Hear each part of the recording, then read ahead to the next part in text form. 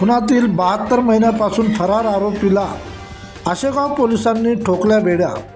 वाशिम जिल्ह्यातील Ashegaon police station अंतर्गत जिल्हा पोलीस अधीक्षक यांच्या मार्गदर्शनात सुरू असलेल्या फरार आरोपी शोध मोहिमेअंतर्गत आशेगाव पोलिसांनी मोठी कारवाई करत 6 वर्षापासून खुनाच्या गुन्ह्यात फरार आरोपीला अटक करण्यात यश मिळवलेले आहे।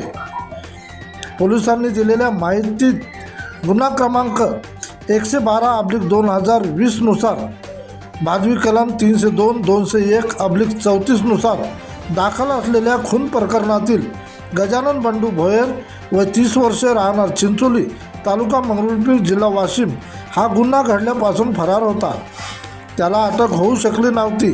दरम्यान मिळालेल्या गुप्त माहितीच्या आधारे आशेगाव पोलिसांनी चिंचोली येथे सापळा रचून आरोपीला ताब्यात घेतले। त्याला न्यायालयासमोर उभे केले असता न्यायालयाने त्याला न्यायालयीन कोठडी सुनावली आहे। ही कारवाई जिल्हा पोलीस अधीक्षक निखिल खाटमोडे, अप्पर पोलीस अधीक्षक लता फड मॅडम, उपविभागीय पोलीस अधिकारी विशाल क्षीरसागर यांच्या मार्गदर्शनात आशेगाव पोलीस ठाण्याच्या पथकाने केली आहे। प्रतिनिधी गोपाल तिवारी।